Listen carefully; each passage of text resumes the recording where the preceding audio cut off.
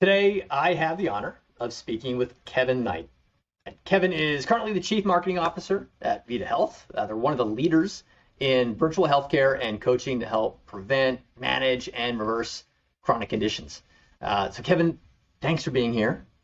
Thanks for having me. Thanks for hiring me years and years ago at Pinterest. That was we had a lot of fun together. Yeah. So before Vida, Kevin's worked at some amazing companies: Facebook, Google, Microsoft, Pinterest. It's where Kevin and I first met. We sort of co-founded the partner marketing organization at Pinterest. We had a lot of fun together. And so over the course of his career, Kevin's hired and interviewed a lot of people. And so he's seen the good, the bad, the ugly when it comes to how candidates really handle the interview process and the hiring process. And so today we want to talk about how to be a better interview candidate from the perspective of a hiring manager, someone who's seen a lot of candidates come through, what to do, what not to do. And this isn't just applicable at Vida or Google or Microsoft or Facebook. It's really stuff that can be applied pretty much anywhere. And whether you're currently interviewing or you plan to be interviewing in the next couple of months or even the next couple of years, how can you be the best possible job candidate? It's one of the most important things you can do in advancing your career. And so that's what we want to talk about today. And so, Kevin, thanks again for being here. Maybe we can dive in and start with, what does a chief marketing officer at Vida Health do? Yeah, what do I do? Well, a CMO at any company is going to be the person ultimately responsible for marketing, right? So a phrase I learned from you, and I still remember the first time you said it. You said it many times, and I love your framing, is that you look after the people on your team. You used to always say you looked after partner marketing, and so ultimately I am responsible for marketing metrics like demand gen, inbound leads, marketing generated opportunities on the B2B side. On the B2C side, it's user growth, user reactivation, things like that, and ultimately building the brand. But I tell everybody who joins the team that the job I take most seriously as CMO is I think of myself as a portfolio manager for all the people on my team. They are investing X number of years of their career with me. And my job first and foremost is to deliver for them the highest possible ROI on those years. Now, it just so happens that delivering a high ROI on the careers of my team members is also going to help me achieve the goals that I'm ultimately accountable to the business for. But I think it's an important way to frame it, because if you think of it as looking after the team rather than being in charge of something, then you're more likely to set the team up to feel empowered to solve the problems that you just don't have the bandwidth to solve as one human being, no matter what experience you've had. So, yeah, I think there's a lot of really interesting things there. So number one, if you're watching this, Kevin's the kind of person you want to work for. So look for bosses and managers and leaders who have that mindset, that they're not here just to tell other people what to do. They're here to take care of their team and help their teams be as successful as possible. And then that's what all of us should aspire to be in terms of, if we find ourselves in leadership roles and managerial roles, if you're interviewing for one now, consider adopting that mindset. It really does make a big difference, I think, in how your people perceive their experience working on your team. So awesome, Kevin. Thanks for sharing that. And so can you remind us? So you've obviously worked for some really big companies, but you've also worked for some companies in their earlier stages, yep, startups and growth stage companies. How many people are currently at Vida? So at Vida, there's the business, that builds the app and runs the marketing, the engineers, the product managers, the operations people, a couple hundred people. And then there's all of the healthcare providers, the coaches, the registered dietitians, the licensed therapists, and there's well over 1,000 of them. On my team, the marketing team at Vida Health comprises the B2B team, the B2C team. And B2B, just in case people aren't familiar, so B2B is business to business. So the marketing director to other businesses, right? And B2C is business to consumer, right? The marketing that goes to to end users. To humans, to people, yeah, to Yep. people who will ultimately use the product. So the way it works at Vida is kind of unique, but is something that's been true of most of the companies I've worked for in my career. First, we have to convince other companies to use Vida Health. That's the B2B side. And that's true of Microsoft and Facebook and Pinterest and Google too. You got to convince those companies to want to spend their ad dollars, for example, on those platforms. But Vida, we got to get these companies to want to enlist Vida to help them manage their employees' chronic health conditions and prevent them, help them become more healthy. But then once you do that, you got to get the employees engaged in their own health. Got to get them to sign up. Got to get them to stick with the program. And so that's those two teams. And then there's the PR and communications team, the brand design team, and the sales development reps, who are the folks, sort of working leads and getting them ready for the sales team, also reporting to marketing. And a lot of companies there on the sales team. But I felt strongly about bringing that function in-house. And so I get to look after them. And so we'd be able to share roughly how many people you're looking after directly or indirectly? My team's about 35 people. Got it. Okay. And so to get to 35 people, I'm guessing you've interviewed a lot of people to get. Yeah, there was only 2 people when I started, so I've hired just about all those people. Wow. The two that were here when I got here, though, are still here. So that's probably my proudest accomplishment at Vida. They're still here. They're still growing. But yes, I have interviewed at Vida hundreds of people, I'm sure, in almost 3 years. Wow. And so maybe we could talk a little bit about, and feel free to share perspectives both from Vida as well as previous employers, but maybe we can talk a little bit about how the hiring process actually works. And let's start maybe from the very beginning. Like, let's say someone submits an application. What happens next? Yeah. So depending on the size of the company, the stage of the company, the resources of the company, you might have a screening interview with a recruiter first. But then the hiring manager is going to be the first, and that's generally going to be like, were there any glaring red flags? Like the resume said one thing, and I was intrigued by that, and I'm just going to do a gut check and talk to this person and make sure that, they're not wildly different than what they've presented in their resume. The front lines are really going to be the hiring manager, who will usually do the first screen. And what I find, and I'm so glad we're having this conversation, Steve, because I think that if we were just to turn to Google and do a search for, preparing for a job hunt or something like that, we would have probably hundreds of thousands, if not more, of articles and blog posts and things like that about resume writing. But the interview is really where you set yourself apart. And frankly, resumes, I think, are becoming less and less relevant as the world gets smaller and smaller, and it becomes easier to find people through your network, through LinkedIn, things like that. It's just much less about the resume these days. And so ground zero for you making an impression about yourself is really much less the resume and much more that first interview. And I think it's really important, when I'm the hiring manager, there's a couple of things I'm looking for. Ultimately, I'm looking for people who I want on the team. So it doesn't really matter what bullets are in the job description. I mean, of course, those are going to ultimately be what you're accountable for in the company. But I'm basically, and things change so fast, no matter what size the company, I'm looking for people who can solve problems. And that is, so first and foremost, I think the mindset that if you're going to join a company like those that you and I have worked for, you want to put on full display in that first interview is show me that you can solve problems and that you take the initiative to identify them and solve them. And that's just overwhelmingly the most important thing, because things change so quickly. I don't know. The bullets on the job description, they could change 6 months from now and be fundamentally different. But if you're agile and athletic, you're a problem solver, you take responsibility, I'm going to want you on the team no matter what the role looks like. So this isn't so much just reviewing the resume and the bullet points that are on it. You're really assessing, can I work with this person, and can I imagine them working with the rest of the team? Right? Some of the almost softer attributes here. Is there an example that comes to mind and I always freeze up when anybody asks me this question, so it's okay if none do. But is there an example of like someone who really did a great job of helping you imagine them being on the team? Yeah. So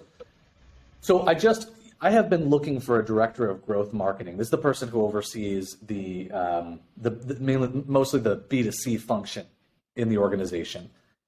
Director of growth marketing. I have been trying to hire for this role, gosh, probably 9 months. Interviewed more candidates than I can ever remember.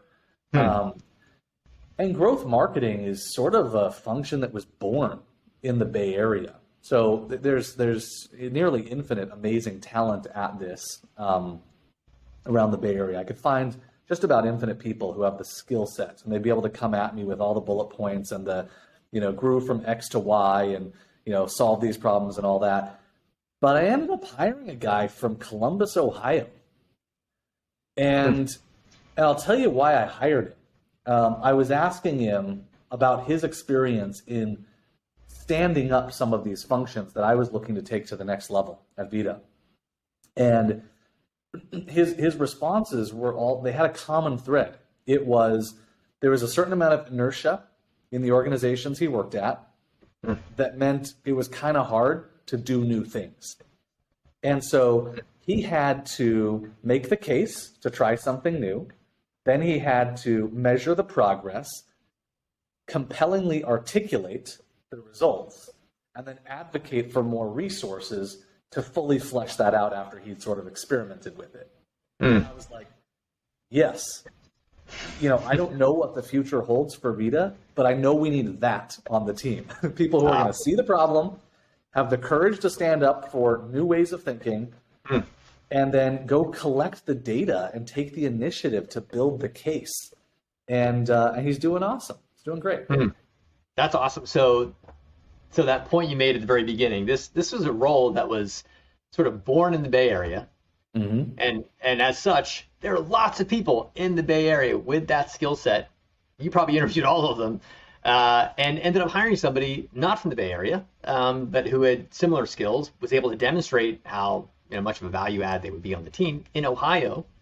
I think that should be a real boost of confidence to anybody who's not in the Bay Area, who wants to work for a company that might be considered a Silicon Valley company. You have lots of opportunities, right? I think it's probably part of the remote work from anywhere dynamic is that it's been a nice wake-up call for Silicon Valley, like, hey, not all the talented people are here. There are talented people everywhere, right? So that should be really encouraging for a lot of folks. And I have to say, one of the things that I have found, because that's true of the vast majority of the roles on my team, I've hired very few people in the Bay Area. And what I have found is that the historical reliance on, maybe we just say pedigree, that has been, sort of become the stuff of legend. The Google founders used to personally approve all the offers and look through and make sure you went to the right schools and things like that. It just doesn't, you can't just rely on that stuff. When the whole world is opened up and people can live anywhere and work anywhere, by and large, it becomes much harder to find talent. You need to be looking for different things. It's just less obvious. And I'm looking for people who think a certain way, who solve problems in a certain way. And the reality is people who have had a little bit of an uphill battle in their careers are probably better prepared for startup life than those who went to the right prep school and the right Ivy League school and the right business school. A lot of those people are awesome and great talent, and I've hired plenty of them too, but there's just no longer sort of one approach to identifying talent. I think it's increasingly becoming the latter, that how do you solve problems and what have you done? Can you show me that you've figured stuff out already in your career? It's pretty inspiring that has sort of emerged from a rather difficult couple of years for the world. What has emerged is somewhat of a democratizing effect, right, on access to job opportunity. I mean, let's face it, not everybody was able to move and afford to live in the Bay Area or attend the schools, but it doesn't mean they're not qualified to do great work. And I've often seen people who they sort of like self-select themselves out of even pursuing an opportunity because they didn't think they had the right pedigree and they had just talked themselves out of even trying. And yet, what you're sharing here is that those things might matter, but they're not the end all be all, right? They're valuable signal, because heaven knows those things are hard too, right? Yep. And they teach you a lot, and they're, what we often refer to as an economic signal. You've sort of been vetted to some degree. Mm-hmm. But I just think it's very important to note that the vetting that goes into getting into a school is different than the type of vetting that hiring managers are doing when they're figuring out whether someone is going to be right for the job. And increasingly, as companies become more fast moving and dynamic, as people spend less time at the same company and everything becomes more fluid, people want to surround themselves, good leaders want to surround themselves with people who take ownership and initiative. Mm. So Kevin, so we touched on what you're looking for. So there's the screener, a recruiter perhaps who's looking over a resume. They're passing that on to the hiring manager. Hiring manager, may not necessarily decide to move forward with every resume that's handed to them, but assuming they do, and assuming you have the conversation, you feel like they could be a good part of the team. What happens next? Well, they're going to come in, and generally they're going to have an interview with the hiring manager, and then if the hiring manager likes them, they're going to pull in a few other people. And if it's a well-organized process, and I have to admit it's not always well-organized, each of those people who you meet with is going to have a certain angle to the interview. So, for example, when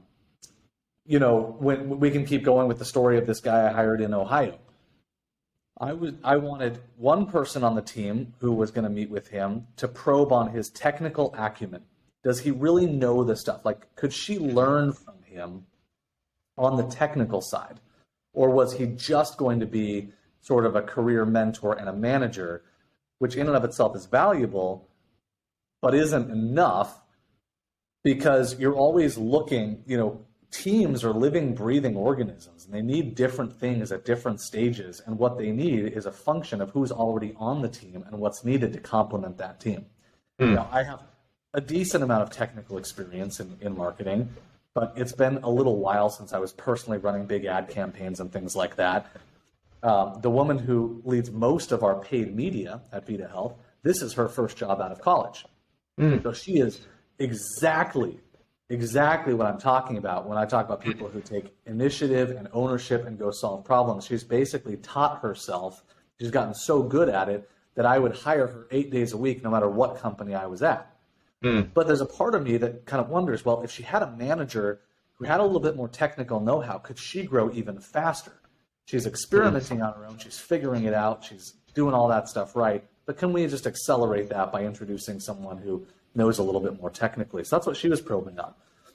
Someone else is probing on this person's ability to manage a team. And are they going to be able to rally the troops and get people focused and get people aligned and communicate and things like that? Other people are going to be focused on cultural fit, which means any number of things. But for me, that means someone who's not a jerk and is going to be humble and cross functional collaboration. And then the other main thing that I'm always looking for in anybody I hire, and I will generally ask somebody who's going to be interviewing the candidate to really probe on this, is intellectual curiosity. You just need to. We need to surround ourselves with people who are constantly looking at the world around them and thinking, why is it that way? Does it have to be that way? Is there a better way? And I can remember actually, I learned this from somebody who you and I have both worked for, and that's Joanne Bradford. When I was at Pinterest, I was hiring a creative strategist, and I had this candidate who I loved. And I was pretty young in my career, as you may remember, and I hadn't done a lot of hiring before. And I thought this person was great. Like, she had done the work that was like 90% overlap with what I needed done on this team. Joanne interviewed her. It was a very short interview. Joanne's like, no way. What do you mean no way? I think she's great. Nah, she just doesn't seem that curious. I asked her about her hobbies and what she does in her spare time, and she just wasn't doing anything terribly interesting. And I'm just worried that if you bring somebody in like that, they're going to become too complacent, just too comfortable to sort of sit and let the world pass them by. And we need people who are constantly evaluating and challenging the status quo. And I have carried that with me to probably each of the hundreds of job interviews I've done since, because Joanne was dead right. You know, especially in these growth stage companies, we need people who do not become complacent. Yeah, that curiosity is something that you and the other members of the interview panel, I guess we call it that, are looking for, in addition to the focus areas, right? So you mentioned each interviewer is probably drilling down in one specific topic, and it depends on the role, obviously, right? But it might be, marketing chops. It might be analytical horsepower. You mentioned intellectual curiosity, right? So they're all looking for kind of different dimensions. Yeah, so you dig deep enough to really probe on it. Yeah. Are there examples of candidates who have come through and you're just like, wow, they did a great job with that entire process? And maybe some others like, wow, they did not do a very good job with that process. I thought they would have been great, but they mishandled the process. I'm not sure if there's any opportunities for people to learn around how to handle this the right way. Yeah, well, I think, I just a couple hours ago, I was debriefing with some other members of our executive team on some candidates we've been interviewing for a C-level role in the company. So these are people who are all very, very accomplished. They've all been C-level people. And it was amazing how one of them, he was just a great candidate.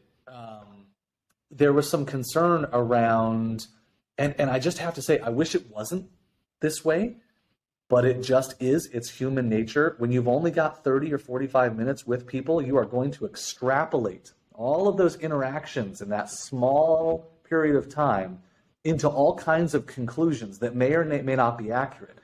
And it's just a reality that you have to come to terms with as a candidate. So there was one candidate, and all of the people, just sort of as an aside, had some variation in their feedback of, it wasn't much of a conversation. He spoke the whole time, like 90% of the time. And it's amazing the conclusions people will draw from that. One conclusion I heard drawn was, yeah, maybe he's arrogant. Maybe he's cocky. Maybe he wouldn't be humble enough. Maybe he doesn't want to learn. Maybe he thinks he has all the answers. For all we know, the guy was nervous, and he rambles when he's nervous. But there's just no other way. We can't find that out, really. We're sort of left with the current limitations of technology and human nature with what did all these people take away from their 30 minutes with them.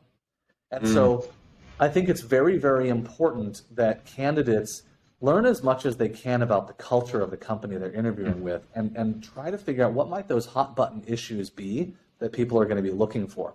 I seem to recall that one of them that I'm sure you were concerned with when you were interviewing me back at Pinterest was, he's coming from managing a team at a bigger company. Is he really going to roll up his sleeves and do the work? And you would have been asking me questions to probe on that.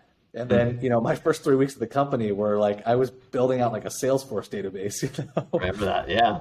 Basically giving myself carpal tunnel, just like typing in like names and stuff. And that is like 80% of startup life. There's like 20% that is like the most exhilarating highs and just so incredible. And 80% of it is like, how do I figure out how to do this without resources?